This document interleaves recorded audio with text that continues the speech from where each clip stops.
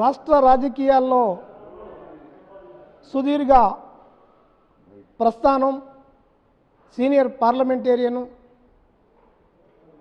అనేకమైన ప్రజా ప్రాతినిధ్యం వహించినటువంటి సీనియర్ నాయకులు, తాజా మాజీ ఎంపీ మేకపాటి రాజమోహన్ రెడ్డి మన దగ్గర ఉన్నారు. ప్రస్తుత సార్వత్రిక ఎన్నికల్లో ఆయన సోదరుడు చంద్రశేఖర్ రెడ్డి ఉదయగిరి నుంచి, అలాగే పెద్ద కుమారుడు ఆత్మకూరు నియోజకవర్గం నుంచి వైఎస్ఆర్ కాంగ్రెస్ పార్టీ శాసనసభ అభ్యర్థులుగా రంగంలో ఉన్నారు.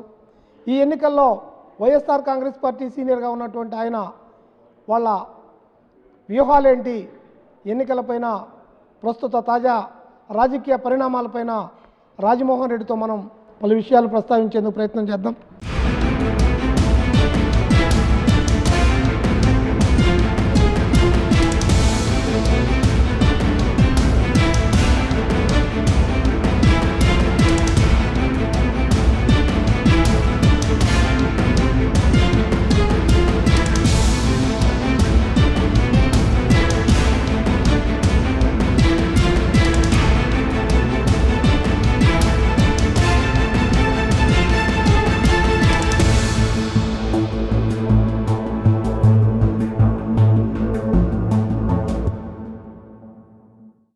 సార్ చెప్పండి, ఈ పరిస్థితులు ఎలా ఉన్నాయంటారు? రేపు 11వ తేదీన మన రాష్ట్ర అసెంబ్లీకి, మన రాష్ట్రంలో దేశ పార్లమెంటుకి కూడా ఎన్నికలు జరుపుకోబోతున్నాం. చాలా ముఖ్యమైన ఎన్నికలు ఇవి. మన రాష్ట్ర భవిష్యత్తుకి కానివ్వండి, దేశ భవిష్యత్తును కూడా నిర్ణయించే ఎన్నికలు కాబట్టి రాష్ట్ర ప్రజలందరూ విజ్ఞతతో ఆలోచించి నిర్ణయించవలసిన అవసరం ఉంది, తీర్పు చెప్పవలసిన అవసరం ఉంది. కానీ మనం చూస్తుంటే జగన్మోహన్ రెడ్డి గారు మరి ప్రస్థానం చాలా సంవత్సరాల నుంచి, రాజశేఖర్ రెడ్డి గారు చనిపోయినప్పటి నుంచి ఆయన కాంగ్రెస్ పార్టీ నుంచి బయటకు వచ్చి సొంతంగా పార్టీ వైఎస్ఆర్ కాంగ్రెస్ పార్టీని పెట్టి గత ఎన్నికల్లో అధికారానికి వస్తామని అనుకున్నారు. కానీ 67 మంది శాసనసభ్యులతోనే నిలిచిపోవడం జరిగింది, చంద్రబాబు గారు చేసిన ఎత్తుగడలు పన్నాగాలతోటి. ఇప్పుడు తిరిగి ఎన్నికలు వచ్చాయి. ఈ ఎన్నికల సందర్భంగా జగన్మోహన్ రెడ్డి గారు కోరుతున్నారు రాష్ట్ర ప్రజలందరినీ, నాకు కూడా ఒక్కసారి అవకాశం ఇవ్వమని కోరుతున్నారు. ఆయన ఒక్కసారి అవకాశం ఇవ్వండి అని రాష్ట్ర ప్రజలకి విజ్ఞప్తి చేసిన దానికి చంద్రబాబు గారు ఎన్ని వక్ర భాష్యాలు చెప్తున్నారో మనం చూస్తున్నాం. ఒక్కసారి అని సైనైడ్ మింగతారా అని అంటాడు, ఒక్కసారి అని పులి నోట్లో తలబెడతారా అంటాడు, ఒక్కసారి అని సూసైడ్ చేసుకుంటారా అంటాడు, ఒక్కసారి అని ఈ రాష్ట్రంలో ఇప్పుడు ఉన్నటువంటి తాండవిస్తున్నటువంటి కరువు, ఈ మహానుభావుడు వచ్చిన తర్వాత ఇంత కరువు ప్రజలను అల్లాడిపోతుంటే ఆయన దాన్ని ప్రస్తావిస్తూ ఇటువంటి కరువులు 100 కరువులతో సమానం జగన్మోహన్ రెడ్డి అధికారానికి వస్తే అని రకరకాలుగా వక్ర భాష్యాలు చెప్తున్నారు, రకరకాలుగా ప్రజల్ని వంచడానికి ప్రయత్నం చేస్తున్నారు. మరి ఏమాత్రం సమంజసం కాదు. ఆయన 40 సంవత్సరాలకు పైన సుదీర్ఘమైనటువంటి రాజకీయ ప్రస్థానం ఉంది చంద్రబాబు గారికి. మొదట కాంగ్రెస్ ప్రభుత్వంలో మంత్రిగా చేశాడు, తర్వాత ఎన్టీ రామారావు గారి దగ్గర మంత్రిగా చేశారు, తర్వాత 9 సంవత్సరాలు ఎన్టీ రామారావు దగ్గర నుంచి పదవి లాక్కున్న తర్వాత 9 సంవత్సరాలు ముఖ్యమంత్రిగా చేశారు కంబైన్డ్ రాష్ట్రానికి, విశాలాంధ్రకి.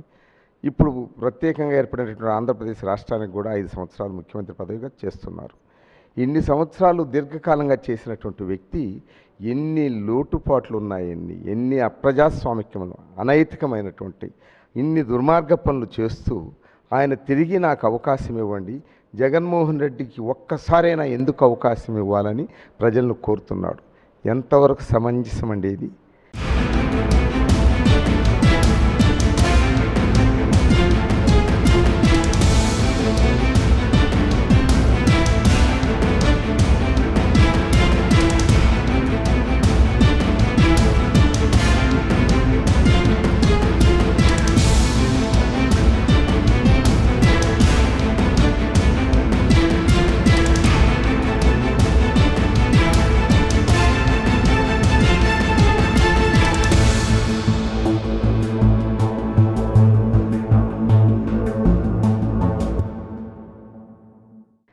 ప్రజాస్వామ్యంలో మార్పు అనేది అనివార్యమవుతుంది. ఇంత దుర్మార్గ పరిపాలన సాగించినటువంటి చంద్రబాబు గారిని ప్రజలు ఏవగించుకుంటున్నారు. నిజంగా ప్రజలు సరైన తీర్పు చెప్పవలసిన అవసరం ఉంది. నిజంగా చంద్రబాబు గారికి విశ్రాంతి విరామం ఇవ్వాల్సిన అవసరం ఉంది. జగన్మోహన్ రెడ్డి ఒక్కసారి అవకాశం ఇవ్వమని అడుగుతున్నాడు కదా. రాజశేఖర రెడ్డి గారిని చూశాము కదా. రాజశేఖర రెడ్డి గారు 5 సంవత్సరాలు ముఖ్యమంత్రిగా చేసిన గొప్పగా పరిపాలించాడు కదా.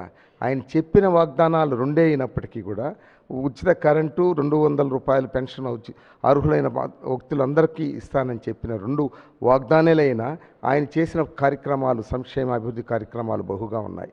దానిలో ముఖ్యంగా ఫీజు రీయింబర్స్మెంట్ కానివ్వండి, ఆరోగ్యశ్రీ కానివ్వండి, 47 లక్షల ఇళ్ళు కట్టించడం కానివ్వండి, తిరిగి 2 రూపాయల కేజీ బియ్య పథకం ప్రవేశపెట్టడం కానివ్వండి, ఇటు పలు సంక్షేమ కార్యక్రమాలు చేయడమే కాకుండా అభివృద్ధి కార్యక్రమాలు చేసి ప్రజల గుండెల్లో నిలిచిపోయాడు రాజశేఖర రెడ్డి గారు.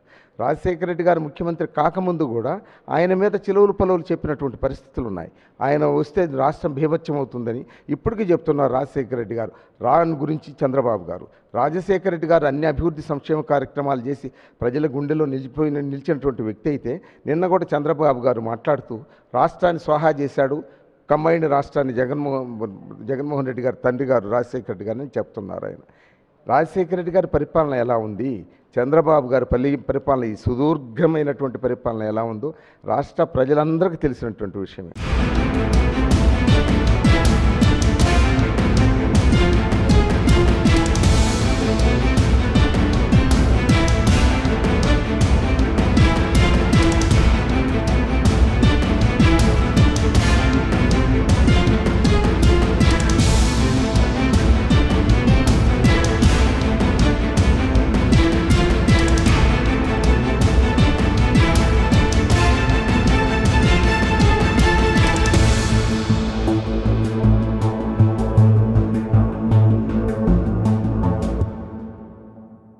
నేను ఈ రాష్ట్ర ప్రజలందరికీ విజ్ఞప్తి చేస్తున్నాను. తప్పనిసరిగా యువ నాయకుడు జగన్మోహన్ రెడ్డి, వైఎస్ఆర్ కాంగ్రెస్ పార్టీ నాయకుడు కోరినట్లుగా ఒక్కసారి అవకాశం ఇవ్వండి, చూద్దాం. మరి ఎప్పుడు కూడా ప్రజాస్వామ్యంలో మార్పు అనేది అనివార్యమవుతుంది. తప్పనిసరిగా మనం చంద్రబాబు గారికి విరామం ఇవ్వాల్సిన అవసరం ఉంది, జగన్మోహన్ రెడ్డికి అవకాశం ఇవ్వాల్సిన అవసరం ఉందనేది నా విజ్ఞప్తి. అందుకని ఈ రాష్ట్ర ప్రజలందరికీ కూడా విజ్ఞప్తి చేస్తున్నాను నేను.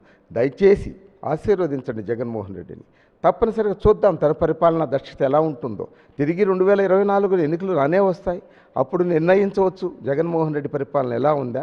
ఆయన చెప్తున్నాడు, పదే చెప్తున్నారు, మా తండ్రి గారు 1 అడుగు ముందుకేస్తే నేను 2 అడుగులు ముందుకేసి అన్ని సంక్షేమ కార్యక్రమాలు కానివ్వండి, అభివృద్ధి కార్యక్రమాలు సలక్షణంగా చేస్తానని చెప్తున్నాడు ఆయన. ఒక్కసారి అవకాశం ఇవ్వాల్సిన పరిస్థితి లేదా? ఒక్కసారి అవకాశం ఇవ్వాల్సినటువంటి ఆయన చెప్పినటువంటి ఆయన విజ్ఞప్తి మేరకి మనం ఆయన ఆశీర్వదించవలసిన అవసరం లేదా అని నేను రాష్ట్ర ప్రజలను కూడా నేను కోరుతున్నాను. తప్పకుండా దయచేసి ఆలోచించి జగన్మోహన్ రెడ్డి విన్నపం మన్నించండి, అవకాశం ఇవ్వండి. తర్వాత మనం చూద్దాం తన పరిపాలన దక్షత కూడా ఎలా ఉంటుందని కూడా ఈ రాష్ట్ర ప్రజలందరికీ కూడా విజ్ఞప్తి చేస్తున్నాను.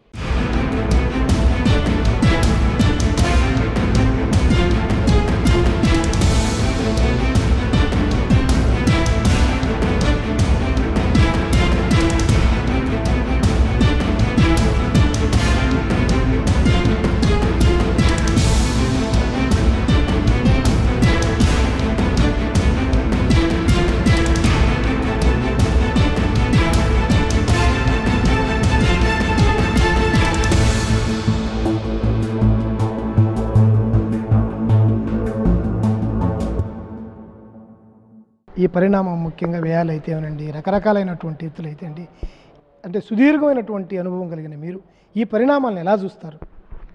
చాలా దుర్మార్గంగా ఉంది ఇది. ప్రజాస్వామ్య వ్యవస్థ ప్రజాస్వామ్య మనుగడకే పెద్ద ప్రమాదంగా ఏర్పరిచింది. చంద్రబాబు గారి వల్లనే అది ముఖ్యంగా జరిగిందని కూడా నేను మనవి చేస్తున్నాను. ఈ రాష్ట్రంలో ఎన్నికలు ఎక్కడ లేనటువంటి ఖర్చుకు చేసి పెట్టాడు. విపరీతమైన ఖర్చులు. పార్లమెంట్ అంటే 100 కోట్లు, అసెంబ్లీలు అంటే 30-40 కోట్లు. సామాన్య ప్రజలు ఎవ్వరు కూడా ఎన్నికలలో దిగేదానికి అవకాశం లేకుండా చేశాడు. ఇంత దుర్మార్గమైనటువంటి పరిపాలన, ఇంత దుష్ట పరిపాలన, ఇంత అప్రజాస్వామికం, అనైతికం, అవినీతి కార్యక్రమాలు చేస్తున్నటువంటి చంద్రబాబుని ప్రజలు క్షమించకూడదని కూడా నేను మనవి చేస్తున్నాను. అది ఎవరు చేసిన తప్పే. ఇది ఏమాత్రం సమంజసం కానే కాదు. అటువంటి పరిస్థితుల్లో చంద్రబాబుని సరైన పాఠం చెప్పవలసిన అవసరం ఉంది. అయినా ఇది ఒక పెను సవాల్ లాంటిది. రాష్ట్ర ప్రజలకు కూడా ప్రజాస్వామ్య విలువలను కాపాడడంలో ఎంతవరకు ఉత్తీర్ణులైనారో రేపు 11వ తేదీ వాళ్ళు నిర్ణయించబోతున్నారు. మే 23వ తేదీన ఆ తీర్పు ఎలా ఉంటుందో చూడబోతున్నాం.